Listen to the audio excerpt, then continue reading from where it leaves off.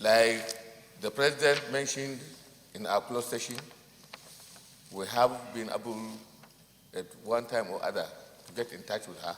I have been speaking with her until her illness became quite protracted. May her soul rest in peace. Mr. President,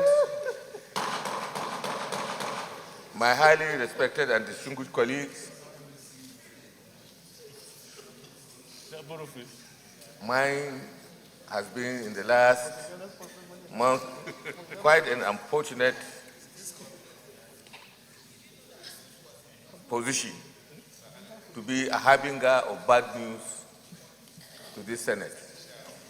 But there are certain responsibilities, whether good or fine responsibilities or not, that somebody has to carry.